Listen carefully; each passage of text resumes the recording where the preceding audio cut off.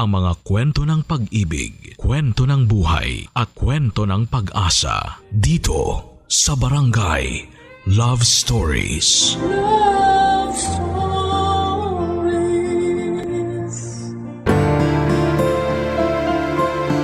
Ang sabi nila, may mga kasinungalingan na poprotekta sa isang tao.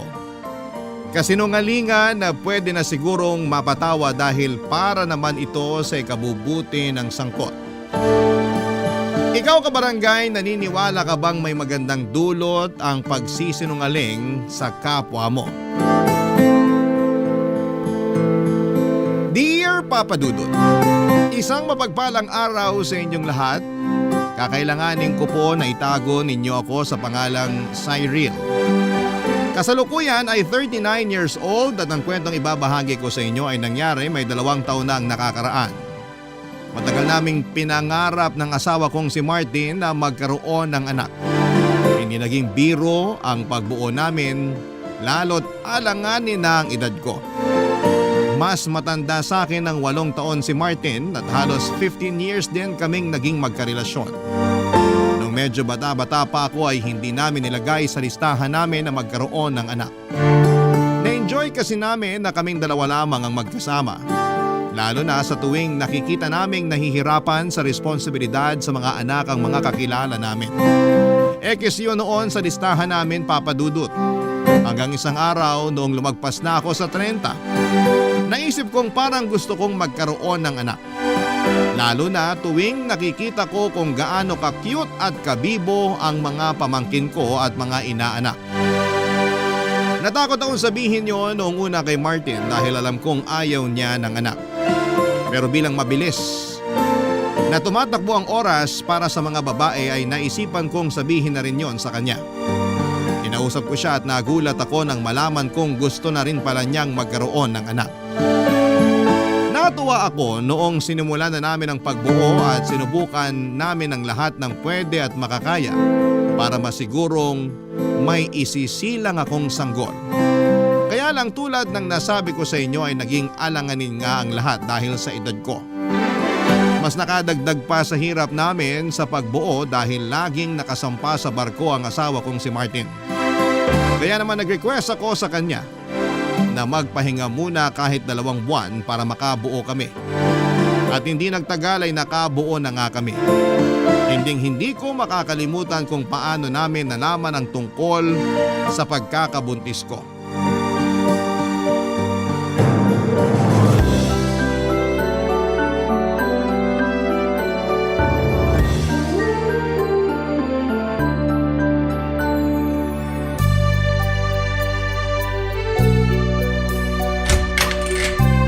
Martin, busy ka? Inaayos ko lang tong zipper ng maleta ko. Oo nga pala. Sasampa ka na pala ulit sa barko next week. Oh, huwag ka na malungkot. Babalik din naman ako bago magpasko. Alam ko naman. Sanay naman ako na lagi kang wala. Parang papunta ka na sa panunumbat na may halong toyo yan ah. Ewan ko ba? Nung isang araw pa ako tinutoyo. Huwag ka mag-alala. Magmamaasim ako na parang suka. Para perfect match tayo. Uy, huwag ka na malungkot ha. Pati ako nahahawa na sa'yo eh. Sorry kung nadamay kita sa mood ko. Bagsak lang talaga yung emosyon ko ngayon. Gusto kong sisihin yung full moon. Pati buwan na nananahimik sa langit pag didiskitahan mo. Ayos lang yon. Mabilis lang ang araw. Magugulat ka na lang. Nasa tabi mo na naman ako. Hindi lang naman kasi pag-alis mong kinalulungkot ko eh. Ay, alam ko. Sorry ha. Ba't ka nagsusorry? Hindi mo naman kasalanan kung bakit hindi tayo nakabuo habang nakabakasyon ka. Feeling ko kasi nadala ko ng pressure sa maikling bakasyon ko na makasama ka. Tapos, kailangan makabuo ka agad tayo bago ako sumampa. Kaya siguro naging mahina yung alaga ko. Hindi nakapag-perform ng maayos. Huwag ka nga. Nag-level up nga yung performance mo eh. Ako nga tong mukhang hindi nakahabol. Kaya siguro hindi tayo nakabuo. Wala na lang sisihan. Nag-enjoy pa rin naman tayo kahit talo. Babawi tayo pag babako ulit ng barko, okay? Okay. Gusto mo tulungan kita sa maleta mo? Alam mo, kailangan ko nga ng tulong mo. Pwede bang paikuha yung toolbox sa garahe? Sige. May iba ka pang papakuha? Palambing na rin ng orange juice na maraming ice. Saka kung may natira pang pandesal kaninang umaga. Okay lang? Ikaw pa ba? Thank you, mahal. O sige, iinitin ko na yung pandesal at saka… Oh, okay ka lang, mahal? Okay lang. Medyo nahilo lang bigla. Sa puyat siguro to kagabi. Sabi kasing wag nang tapusin yung pinapanood mo kay drama kagabi. Ako na lang kukuha ng toolbox sa garahe. May gusto ko bang kainin? Didiretso na rin ako sa kusina. Pakuha na lang ng tubig tapos damihan mo ng ice. Mala. Kailan ka pa uminom ng tubig na may ice? Para akong naglalaway sa yelo eh. Hindi ko alam. Puyat yan. Sige, kukuha na ako. Anong gusto mo ipares sa tubig na may ice? Gusto mo nung natirang spaghetti natin kagabi? Ayoko nun. Nasusuka ako dun. Ha? Halos na kalahati mo nga yung niluto mo spaghetti kagabi ah. Tapos ngayon nasusuka ka? Ewan, parang bigla akong nasusuka. Nasusuka ako kapag naaalala ko yung amoy at kulay ng spaghetti. Naumay ka siguro tapos nakadagdag pa yung puyat mo. Para ka namang doktor niyan. Kulang na lang resetahan mo ako ng gamot. Kung may re-reseta man ako sa'yo, dalawa lang yun. Yakapsul at Kispirin. Yak! Ang luma ng banat ah. Pengi naman ang Kispirin dyan oh. Parang sasakit tong ulo ko eh. Sige na nga. Oh, pati sa bibig ko, umay ka na rin ba? Hindi ko alam. Sandali. Pupunta lang ako ng banyo. Cyril? Okay ka lang ba? Okay lang. Sabi ko na eh. Buntis ka na. Kinabigla ko talaga ang huling sinabi ni Martin. Buntis ako. Paanong nangyari? Nakailang beses akong gumamit ng pregnancy test pero lahat negative. Tapos nung sinukuan ko na ang pag-check ay bigla namang sasabihing nakabuo na kami. Hindi ko na maintindihan kung bakit lagi na lamang kaming ginugulat ng tadhana. Kinabukasan, nanginginig ako noon na nagbukas ng pregnancy test kit at makalipas lamang ang ilang minuto matapos kong gamitin ay nakumpirmang tama ang hinala ni Martin. Napalundag kaming pareho sa sobrang tuwa. Hindi talaga namin inakala. Kung kailan naman paalis na siya ay saka humabol ang magandang biyaya. Iba talaga kapag sinurpresa ka ng tadhana. Magugulat ka talaga at aapaw ang saya. Hindi na namin naayos ang maleta ni Martin at nag-celebrate kami kaagad. Lumabas kami ng bahay para kumain sa paborito naming resto at saka pinag-usapang muli ang biyayang natanggap namin. Napakasaya namin. Kung alam nyo lang, walang kasing saya. Ilang taong kaming sumubok na makabuo at lahat ng mga taong yon ay napuno ng pagkadismaya dahil lahat ng test ay negative. Nakadagdag pa sa pressure ng mga kakilala namin na panay ang tanong kung kailan kami makakabuo para makarelate na raw kami sa mga kakilala naming pamilyado na. Lahat naman ay sinubukan namin pati na nga ang mga pamahiin at pagsayaw sa ubando. Ginawa namin yon. Ganon kami kasabik na magkaroon ng anak. Akala namin kaming dalawa na lang talaga sa mundo ang magkakasama ni Martin at sinusubukan na naming tanggapin yon. Tapos isang araw, nakarating na sa wakas ang magandang balita bago kami tuluyang sumuko. Pinadalahan na kami ng anghel sa aking sinapupunan. Nadagdagan na naman kami ng dahilan para lumaban pa araw-araw. Naging inspirado na kaming pareho lalo na si Martin na mas ginanahan sa pagtatrabaho. Mula nung nakasampa na siya sa barko, Papa Dudut.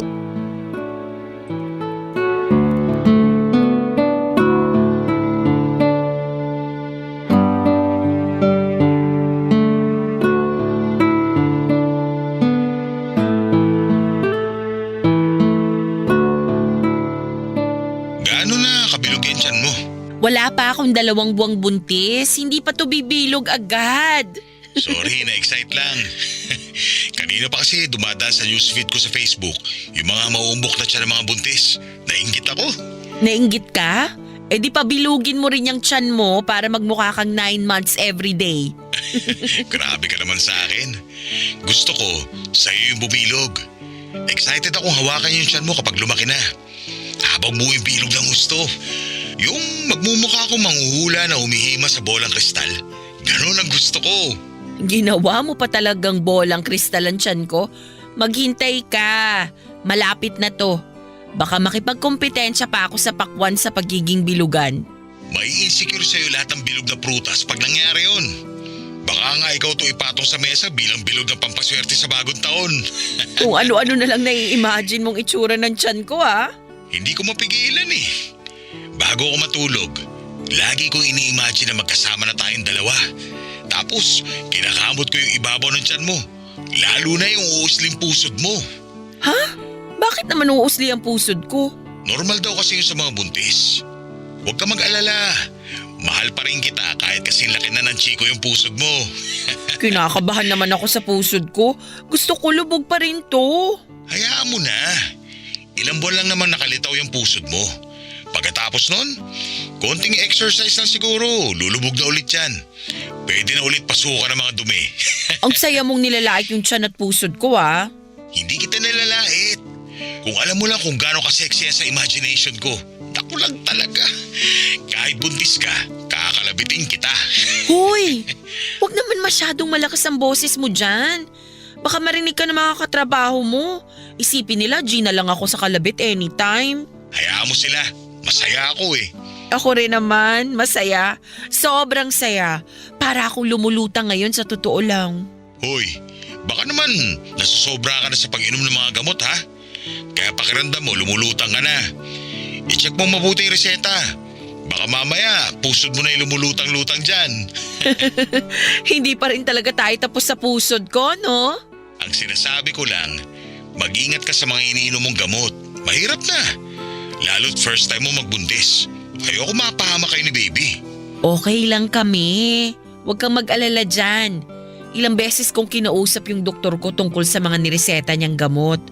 Nirecord ko pa nga sa phone yung mga sinasabi niya para lang siguradong mabalikan ko kapag may nakalimutan ako. Okay, maganda yon. Maging maingat kayo dyan habang wala ako ha. Araw-araw akong tatawag sa'yo para kunwari, nasa tabi niyo lang ako. Nalungkot naman ako bigla. Huwag ka nang malungkot. Hindi yan maganda sa anak natin. Dapat happy lang, okay? Ang saya lang kasi kung kasama kita ngayon dito sa Pinas habang nagbibilang ng araw kung kailan bibilog yung tiyan ko. At kung kailan uusli yung pusod mo. Nakakainis, panira ka talaga. Basta, uuwi ako kagad pag pwede na.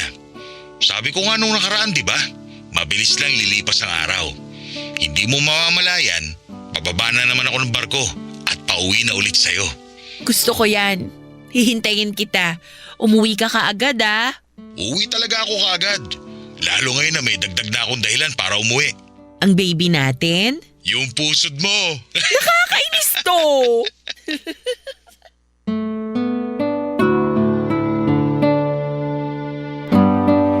Nagtawanan pa kami at nag-usap ng ilang sandali bago nagpaalam si Martin para matulog na.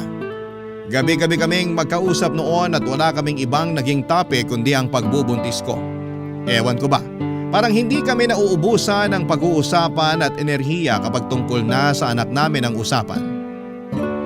Lalo na si Martin, kahit madalas pagod siya kapag nakakausap ko. Pero oras na mag-update na ako sa kanya tungkol sa pagbubuntis ko ay parang milagrong nawawala ang pagod at pagkabugnutin niya. Iba talaga ang epekto ng anak sa magulang. Kahit yung mga sanggol na hindi pa lumalabas sa mundo pero alam mong nasa sinapupunan lang ng mahal mo. Iba talaga. Pagkatapos nga ng mga tawagan namin ay buwaba pa ako sa kusina para uminom ng mainit na gatas. Pagkapanhi ko ng kwarto ay binalikan ko ang mga reseta at voice recordings ng doktor ko para malaman kung tama ang ginagawa ko. Hindi pa ako kaagad nakakatulog dahil para pa rin akong nakalutang mula sa masayang pag-uusap namin ng asawa kong si Martin. Panay ang hawak ko sa tiyan ko at ini-imagine ko na kasing bilog at kasing laki na yon ng pakwan. Lagi ako napapangiti. Hindi na ako makapaghintay. Kahit ang pagpusli ng pusod ko ay nakapagdulot ng kasabikan sa akin. Lahat ng magpapakita na buntis ako ay gusto ko. Kahit na hindi pa magmukhang kaaya-aya ang itsura ko sa mga tao ay wala akong pakialam. Wala na ako ibang pakialam maliban sa bubuuin naming pamilya ng asawa ko. Sa tuwing nagbumuni-muni ako ay hindi magtatagal ay makakaramdam na ako ng antok.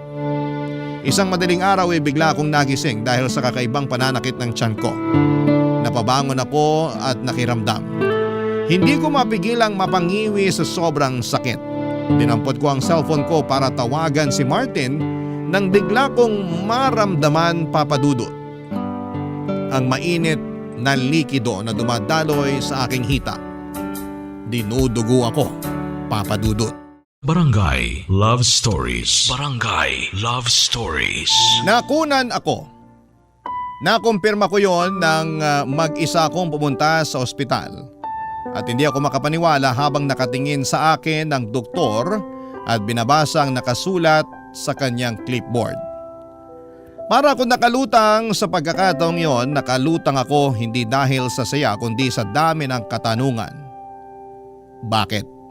Bakit kailangan mawala ang ipinagbubuntis ko? Bakit kailangan sa akin mangyari yon? Ang tagal kong hinintay ang pagkakataon na maging ina ako pero bakit bigla yung binawi sa akin? Bakit saglit lang pinaranas sa akin ang pagiging ina? Bakit pinaranas sa akin na magkaroon ng bata sa sinapupunan ko kung babawiin din pala? Ano bang nagawa kong pagkakamali? Ano bang kasalanan ang nagawa ko para karmahin ako ng ganon? Parang hindi naman tama yon. Parang gusto lang akong pahirapan pa ng Diyos. Sa sakit na nararamdaman ko noong mga oras na yon ay sinisisi ko na ang Diyos. Tuliro na ako ng mga oras na yon. Naisip ko na hindi pa ba sapat yung mga taon na punong-puno kami ng stress at kalungkutan na mag-asawa dahil hindi kami makabuo. Pag-uwi ko galing sa ospital ay inasikaso ang lahat ng pwedeng asikasuhin sa bahay para mawala sa isipan ko ang pait ng pagkawala ng anak ko. Hindi ko sinabi kay Martin ang masamang balita. Parang may nagpapatikom ng bibig ko para hindi yon sabihin sa kanya. Hindi ko kayang sabihin sa kanya ang totoo lalo't may suicidal tendencies si Martin. Dala ng depression ito. Isa pa yung naging pasakit sa akin. Paano ko sasabihin ang masamang balita sa kanya? Napakasaya na niya noong nalaman na magkakaanak na kami. Naging bihira ang atake ng depression niya pero paano kapag nalaman niyang nawala na ang dahilan ng saya na nararamdaman niya? Baka kung ano ang gawin niya sa sarili niya. Noong mga taon na sinusubukan namin pero hindi kami mapagbigyan ng ilang beses na nagtangka si Martin na tapusin ang sarili niyang buhay dahil sa depression dala ng hindi namin pagkakaroon ng anak. Napansin ko na grumabe yung mga atake niya noong mga panahong hindi kami makabuo. Iniisip ko pa lamang kung ano ang pwede pa niyang magawa na hindi maganda oras na malaman niyang nawala na ang bata na nasa tiyan ko na kinakasabikan niya. Kaya naman, nagpasya akong hindi yon sabihin sa kanya, Papa Dudut.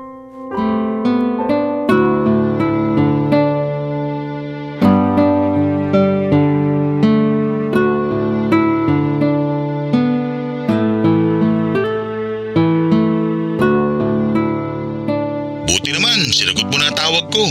Pasensya na mahal, naging busy kasi ako buong araw. Hindi ko nga halos natignan yung cellphone ko. Naiwan ko pala dito sa kwarto, kaya rin hindi ko nasagot yung mga tawag mo kanina. Bitbitin mo lagi yung cellphone mo. Para kung may emergency man, madali mo lang akong matatawagan. Hindi magkakaroon ng emergency. Tatablahin ko lahat ng mga negative vibes sa buhay natin. Safe ako, huwag kang mag-alala. Pero yung anak natin, gusto ko safe din siya. Basta, huwag kang mag-alala. O ano, kumain ka na ba? Kakain pa lang. Hinihintay ko lang yung mga kasamahan ko para sabay-sabay na kami. Ikaw ba? Hindi pa ako nagugutom eh. Ayos pa naman ako. Nakarami rin ako ng kinain kaninang umaga. Ay, hindi pwede pwede ang ganyan. Tandaan mo, dalawa na kayo ng anak natin na kailangan ng lakas. Kumain ka para sa inyong dalawa. Sige, after nitong video call natin, saka ako sasandok ng kanin at magpapainit ng tinapa. Huwag masyado sa tinapa. Hindi naman maganda yun. Inuubos ko lang para hindi na matambakan sa ref ng mga lumang ulam. Kumain ka rin ng gulay. Damihan mo. Magpapadala ako mamaya ng extra pera para makabili ka ng gulay na kakainin nyo ni baby.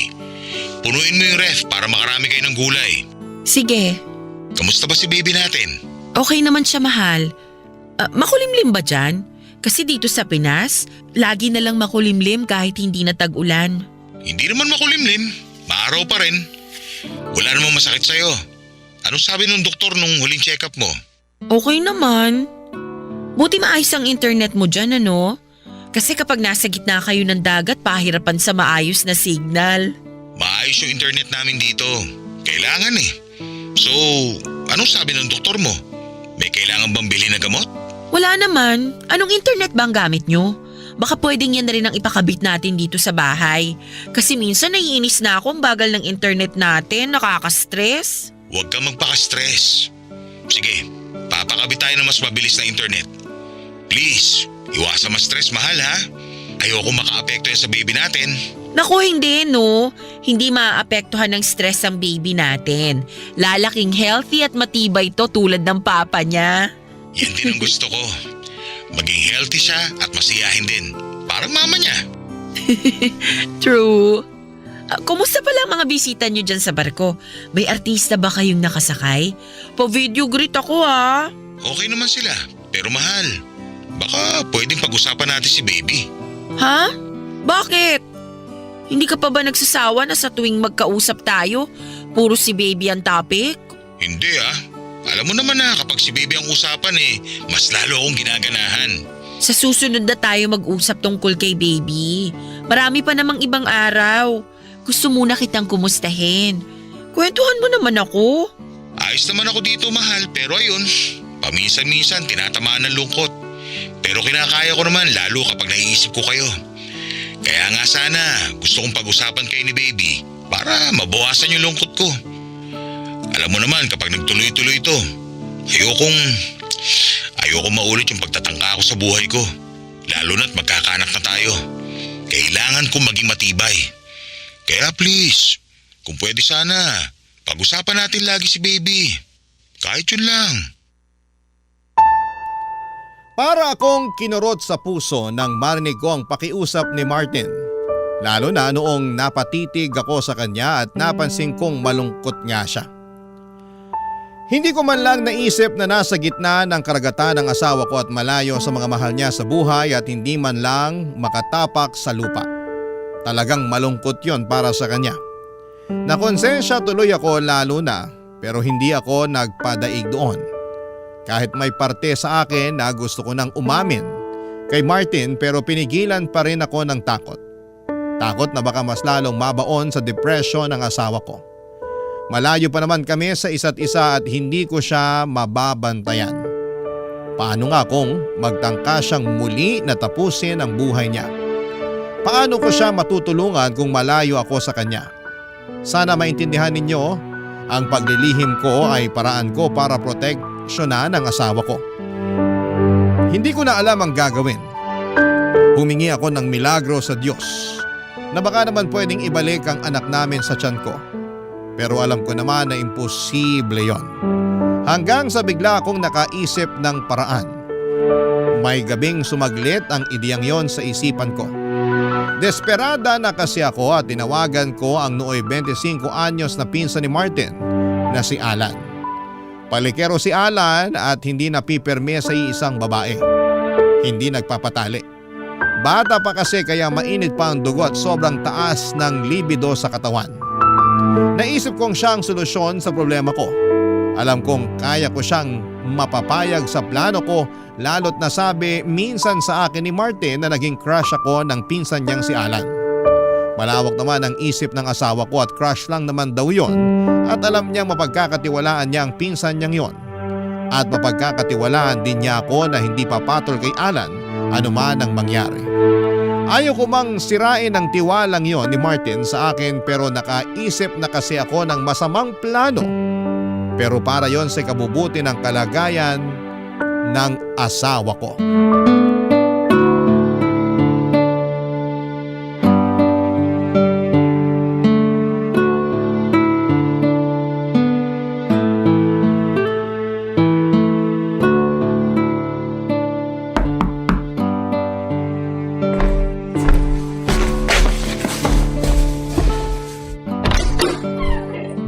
Hello, Alan! Halika, pasok ka. Salamat. Kumusta ka, Ate Cyril? Cyril na lang. Masyado mo namang pinaparamdam sa akin na matanda na ako. Pasensya na. Pero hindi yun ang intensyon ko. Sa totoo lang, ang bata mo pang tingnan eh. Mas mukha pa nga ako matanda kaysa sa'yo. Tsaka inaati kita kasi paggalang ko na rin yun sa'yo bilang asawa ni Kuya Martin. Huwag mo na akong galangin. Bastusin mo ko. La, grabe ka naman. Bastusin talaga? Biro lang. Maupo ka. May gusto ka bang inumin? Kainin? Maraming laman ref ko. Kailangan ko ng janitor fish na sisimot ng hindi ko naubos na ulam. Yun naman pala ang dahilan kung bakit mo ako pinapunta rito. Tagasimot ng tirang ulam. Baka meron ka pang ibang gustong simutin dito sa bahay. Willing akong ibigay. Kahit ano. Yung mga branded na polo ni Kuya Martin. Panghatak ko rin sa mga babae yun kung sakali. Ouch naman. Ibang babae pa ang gusto mong hatakin nandito naman ako. Biro ba yan? Hindi ako nagbibiro pagdating sa paghatak. Namiss mo siguro yung mga hatak ni Kuya Martin, no? Oo eh. Ang hirap kapag nasa malayo ang asawa mo. Oo, mahirap nga. Lalo na siguro kay Kuya Martin. Sobrang sabik na yun sa mga hatak mo. Huwag na nating pag-usapan ng Kuya Martin mo. Baka makagat na nun ang dila niya kakaalala natin sa kanya. Nakagat ko nga bigla dila ako eh. Baka ako naalala niya. Malambot siguro yung dila mo, no? Malikot ba yan? Ha? Bakit naman biglang naging interesado ka sa dila ko? Wala naman. Natanong ko lang. Yung dila kasi ng Kuya Martin mo, maliit, saka mabagal, hindi makasabay. Ayoko ng ganon. Maliit nga dila ni Kuya Martin. Kaya laging parang nabubulol yun kapag napapahaba na yung usapan eh. Mahaba ba, Alan? Mahaba ang alin? Ang pasensya mo sa mga tulad kong may edad na. Huwag mong isipin na may edad ka na. Ang hot kaya ng babae kapag tumatanda na. Mas nagiging maalaga kasi sa sarili. Tsaka mas mature mag-isip. Tsaka mas batak sa ano. Alam mo na. Oo, batak. Sobra. Nakasubo ka na ba ng babaeng mas matanda sa'yo? Hindi pa nga eh. Mahina ako sa mas matanda sa akin. Akala kasi nila totoy pa ako. Kahit totoy ka, tingin ko satisfying sa pakiramdam kapag kasama ka na. Sa reviews ng mga nakaano ko, magaling naman daw ako.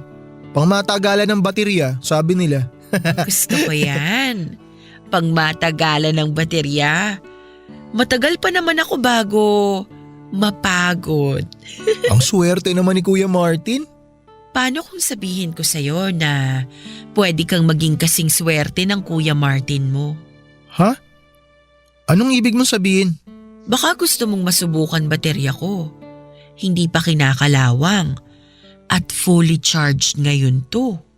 Teka, tama ba tong naglalaro sa isip ko? Siguro. Pero may gusto pa akong ipalaro sa'yo. Ano yun? Malalaman mo kapag sumama ka sa akin sa kwarto.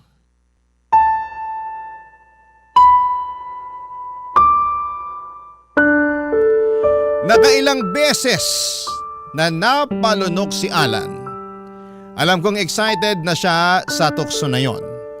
Agad ko siyang hinatak papasok sa kwarto para maisakatuparan ang plano ko. Ang magpabuntis kay Alan sa lalong madaling panahon. Bahala na. Kahit na diring-diri ako noon habang kahalikan siya ay tiniis ko.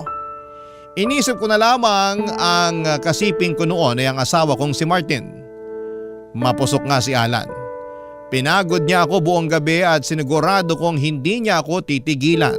Hindi ako papayag, kailangan kong mabuntis agad sa buwan na yon. Pagkatapos namin ay nakaramdam ng konsensya si Alan. Paano raw kapag nalaman ni Martin ang lahat? Sinabi ko sa kanya na magiging lihim namin yon hanggang hukay. Sinabi ko sa kanya na gusto ko pang ulitin namin yon sa mga susunod na araw.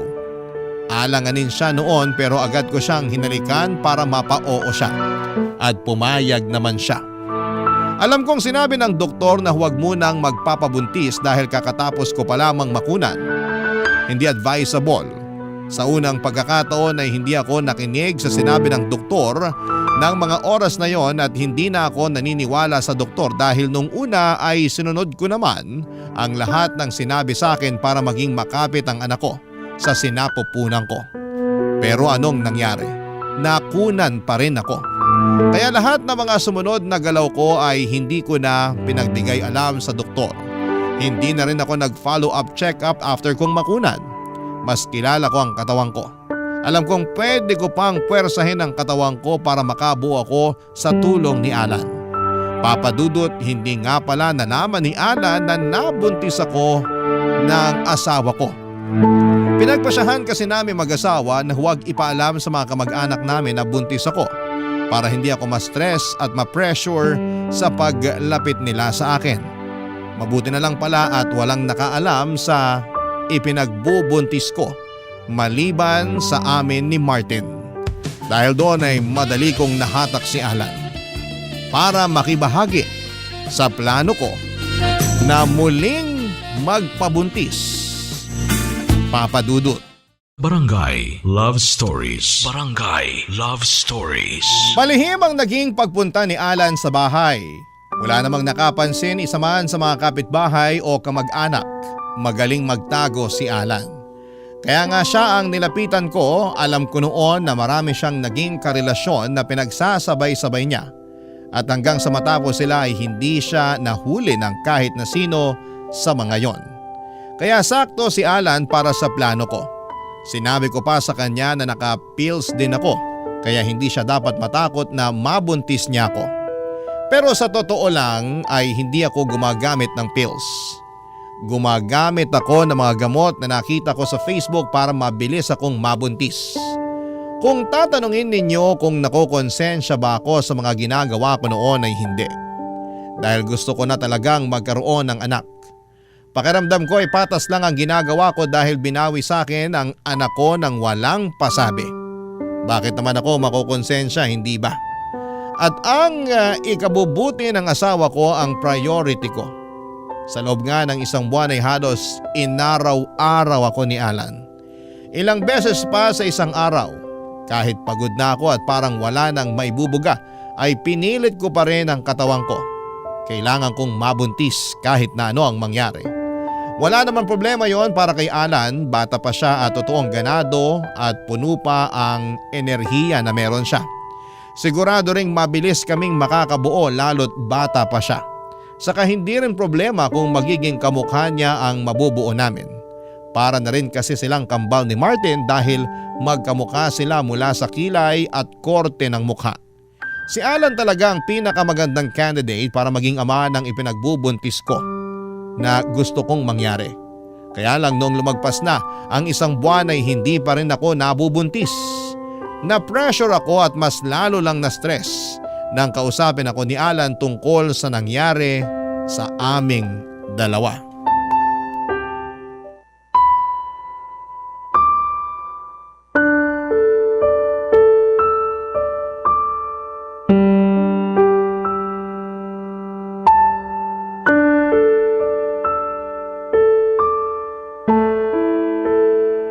Kaya na ba? Isang round pa. Ha? Okay ka lang ba? Kanina ka pa nakatulala dyan eh. Masyado ba kitang pinagod? Sabi sa'yo pangmatagalan baterya ko. May iniisip lang ako. Huwag ka nang masyadong mag-isip dyan. Makakaapekto yan sa performance mo. Gusto mo pa ba? Nakailan na tayo ah. Kaya mo pa? Ako pa talagang tinanong mo? Aba syempre, may ibubuga pa to. Ikaw, meron pa ba? Meron pa naman. Ako pa ba? Kaya lang, Kaya lang ano? nakokonsensya na ako eh. Bakit? Bakit? Dahil kay Kuya Martin, syempre. Sabi naman sa'yo, wag mo nang isipin yun. Wala siyang malalaman. Maghuhugas lang ako ha. Tapusin mo na yung pag-overthink at konsensya mo. Tapos next round na tayo ha. Parang ayoko na ng ganito, Cyril. Ha? Paanong ayaw? Matapos mo akong patikimin ng langit sa kakaatras? Gusto ko pa rin naman, kaya lang… Gusto mo naman pala eh. Yun ang mahalaga. Pero may isa pa akong gusto eh. Kaya pa yan ang baterya ko. Sabihin mo lang kung ano gagawin ko. Paano kaya kung maging tayo na lang? Bakit mo naman biglang naisip yan? Iba kasi yung connection natin sa kama eh. Naisip ko lang, ikaw pa lang yung na-experience ko na kakaiba. Sobrang kontento ako, ganun. Kaya nakakaselos nga si Kuya Martin eh. Kasi asawa ka niya. Makontento ka na lang sa ganito. Alam mo bang kapag magkarelasyon na, nababawasan na yung thrill sa kama. Mas maganda yung ganito. Patago. Mas masarap. Pangarap nga to ng mga kaidaran mo, di ba? Parang namimiss ko na kasi yung pakiramdam na meron girlfriend. Yung steady lang. Ayoko na ng papalit-palit ng babae. E di isipin mo na lang na girlfriend mo ko. Ganun na lang. Pero gusto ko tayo na talaga. Hindi pwede. Bakit hindi pwede? Sabi mo naman napapasaya kita sa kama. Sabi mo mas magaling ako kaysa kay kuya. Ano pa bang ibang requirements mo para pumasa na ako bilang boyfriend mo? Mahal ko ang Kuya Martin mo. Hindi tayo pwede, Alan. Alam ko na alam mo kung ano tong pinasok mo. Hanggang kama lang tayo. Oo, alam ko nga pinasok ko. Pero pwede naman kasi magbago isip ko eh. Alam ko na sinabi ko sa'yo nung una na gusto kong ikama lang kita. Pero habang tumatagal, nagbago feelings ko eh. Hindi yan uubra sa akin. Kasal kami ng Kuya Martin mo. May annulment naman. Mahal ko nga si Martin. Kaya hindi pwede. Ni minsan ba hindi ka na-attract sa akin? Ay. Alam mo naman siguro yung tungkol sa suicidal tendencies ng Kuya Martin mo, di ba? Oo, alam ko. Ako pa nga yung unang nakahuli sa kanya nung nagtangka siyang magbigti. Di ba? Nagtulungan pa nga tayo para maibaba siya sa kisame. Kaya mo pa bang makita ulit yon? Hindi ko kaya. Ayoko ng pagdaanan ulit yun. Kapag nalaman niyang may nangyayari sa atin, pwedeng matagpuan na naman natin siya sa kisame. Sige ka. Baka lang kasi… Nakakaya ba ng konsensya mo yon? Lalo't pinagtapos ka niya ng pag-aaral? Pati mga luho mo tuwing Pasko sagot niya. Sobrang bait ng Kuya Martin mo sa'yo. Tapos gaganunin mo siya? Wala akong alam sa mga nangyayari sa kabilang buhay. Pero malakas ang kutob ko. Kahit ando na ang Kuya Martin mo, baon pa rin niya ang galit niya sa'yo. Kapag nalaman niya na tinuhog mo ang mahal niyang asawa. Huwag ka namang ganyan, Cyril. Sinasabi ko lang sa'yo ang pwedeng mangyari. Oras na malaman ni Martin ang tungkol sa ginagawa natin. Ikaw naman tong nang akit sa akin eh. Pero tumuka ka, di ba? Sa tingin mo, kanino siya masigit na magagalit? Ay, tama ka. Kaya nga ilihim na lang natin to. At least nag-e-enjoy pa rin naman tayo, di ba? Ayaw mo nun? Nag-e-enjoy ka na. Pwede ka pang makipagrelasyon sa iba. Hindi naman ako stricto. Mature naman ako mag-isip. Walang problema sa akin kung makikihati ako sa girlfriend mo. Ayoko na. Hindi ko to pwedeng gawin kay Kuya Martin.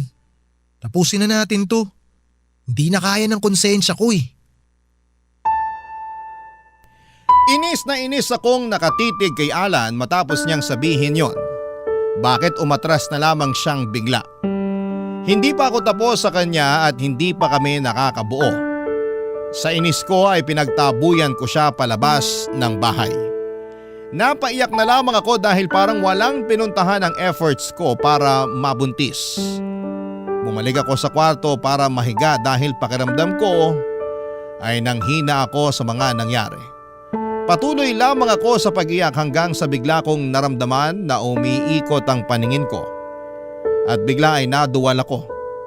Nagmadali akong sumuka sa banyo at noong natapos ako ay napangiti ako. Nagpahinga ako at kinabukasan agad kong nilabas ang isang pregnancy kit mula sa cabinet ng banyo at doon ay nakumpirmang buntis nga ako. Wala akong kasing saya noon pero agad kong naisip si Alan. Malalaman at malalaman itong buntis ako lalo't hindi ko naman nakakasama si Martin. Kaya nakaisip ako ng plano. Pinabalik ko si Alan sa bahay para kausapin. Ayaw na sana niyang harapin ako pero sinabi kong buntis ako at doon siya natakot. Minanipula ko pang muli si Alan at nagkunwaring natatakot ako sa ipinagbubuntis ko. Maski siya ay nadamay sa takot ko. Mas lalo siyang nabaon sa konsensya at natakot sa responsibilidad. Sinabi niyang hindi pa siya handang maging isang ama. Lihim akong napangiti. Sinabi ko na ipapalaglag ko ang nabuo namin dahil pauwi na si Martin. Agad naman siyang pumayag. Sinabi niyang mag-ingat ako sa gagawin ko para hindi malaman ni Martin. Tumango lamang ako at saka pinaalis na siya. Nagmadali naman siyang umalis ng bahay at mula noon ay iniwasan na niya ako. Pagkatapos noon ay tinawagan ko si Martin para pauwiin. Minanipula ko rin ang asawa ko na magmadali siyang umuwi. Mabilis naman pumayag ang asawa ko at sinabing gagawa siya ng paraan para makauwi agad. Para makasama ako dahil lungkot na rin daw siya sa barko. Napangiti akong muli, Papa Dudut, parang pinapayagan ng langit na buuin ang mga plano ko. Parang sa unang pagkakataon ay pumapanig sa akin ang tadhana. Makalipas lamang ang 2 linggo ay umuwi si Martin para sa ilang linggong bakasyon. Makakatulong yon para hindi magtaka si Alan kapag pinaalam na namin sa lahat na buntis ako. Iisipin niyang nakabuo kami ni Martin habang nagbabakasyon ang asawa ko sa Pilipinas.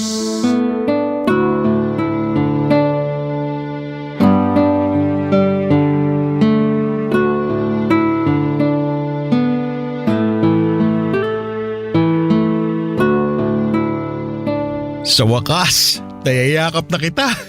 Payakap nga ulit. Huwag masyadong mahigpit, baka maipit si baby. Maingat ako. Hayaan mo lang na mayakap kita. Namiss talaga kita eh. Ang lungkot kasi sa barko. Ang lungkot din naman dito. 2 lang kami ni baby na magkasama. Hayaan mo. Mag-iipon ako ng maigi para hindi ko na kailangan sumampa ulit sa barko. Tatapusin ko lang yung kontrata ko ng 1 taon. Tapos, magkakasama-sama na tayo ng matagal. Magnegosyo na lang tayo. Mas gusto ko talagang kasama ka rito. Ayoko nang mahiwalay sa'yo. Ayoko rin naman na mahiwalay sa'yo. Kahit lagi tayo nakakapag-video call, kulang pa rin eh. Gusto ko na nahahawakan kita. Lalo kapag maumbok na tiyan mo. Gusto ko masubaybayan yun. Oo nga pala. Nagpunta ako sa doktor last week. Oh, ano sabi? Nalaman ko na mali pala yung bilang ng doktor sa buwan ng pagbubuntis ko. Nung nagpa-check up tayo, 1 linggo pa lang pala akong buntis. Ay teka, wala pa atang 1 linggo. Ha? Pwede palang malaman na buntis ka na kahit 1 linggo pa lang? Oo naman. Maganda na ang teknolohiya natin ngayon. Kahit nga siguro 1 araw pa lang akong buntis, madedetect na agad eh. Ano ba yan? Kala ko pa naman malapit na kami magkita ni baby. Matatagalan pa pala. Magkikita pa rin naman kayo. Na-adjust lang yung buwan. Mabuti na lang. Nagpa-check up ka pala nitong huli. At least na-monitor natin ng tama yung pagbubuntis mo. Kaya nga eh. At least sumaba pa yung time ko para mag-practice ng pag-iri ko. Para hindi naman nakakahiya kung wala ako sa tono. Kailangan pala nasa tono ang pag-ire. Oo, kailangan. Nire-rate ni Doc at ng mga nurse ang pag-ire pag nagle-labor. Tsaka baka pogi yung doktor na magpapaanak sa akin. Nakaka-turn off yun kung sintonado ako, di ba? Uy, nakakaselos naman yun. Akala ko ba ako lang ang gwapo sa paningin mo? Hindi naman tumabiro. Para sa akin, ikaw lang talaga. Ano ka ba? Akala ko naman nagbibiruan lang tayo rito. Sorry na. Kinabahan lang ako. Munti ka na ako ma-insecure eh. Pasensya na. Oo nga pala, maiba ako. Dumaan ba rito si Alan nung wala ako? Ha? Hindi ah. Bakit mo naman naisip yan? Sabi ko kasi sa kanya, nadaan-daanan ka rito sa bahay habang wala ako. Para may kasama ka. Nag-alala kasi ako sa'yo ng gusto, lalo't mag-isa ka lang dito. Hindi naman siya dumaan ni minsan. Alam mo naman yung pinsan mo na yun. Lagi na lang nang bababae. Busy yun. Bata pa kasi siya kaya mainit pa ang dugo. Pero oras na makakilala siya ng tulad mo, baka diretso altar na yun. Nasa lahi pa naman namin na kapag na-inlove na, yun na talaga. Loyal na kami sa isa. Nako, malabong mag-settle down yung pinsan mong yun. Mahaba pa ang panahon na hihintayin bago mauma yun sa pambababae. Wala ka naman tiwala sa lahi namin. Ako nga no, kabataan ko, babaero talaga ako. Pero nung nakilala kita, ayoko na sa iba. Kaya sigurado ako na ganun din si Alan. Lodi kaya ako nun. Change topic na nga. Oh, pa-change topic. Kasi naman, nai-imagine ko yung pambababae mo bago mo ako nakilala. Parang gusto ko tuloy toyoin dahil sa selos. Ay nako, wag. Kakauwi ko lang. Toyo ka agad ang pambababad mo sa akin. Wag ganun. Namiss ko ang adobo, pero hindi ang toyo mo. Alam mo kung paano mawala ang toyo ko? Paano? Halika sa kwarto. Ituturo ko sa'yo. Teka, hindi ba makakasama sa baby natin yung gusto mo? Pwede pa naman madaganan to. Hindi pa naman nakausli pusod ko eh. Nagbahatak naman si Martin papasok ng kwarto at doon ay may nangyari sa amin. Wala akong kasing saya na makasamang muli ang asawa ko pero lalong umangat ang saya ko nang maisip na buo na kaming pamilya. Magkakaanak na kami kahit na hindi siya ang totoong ama.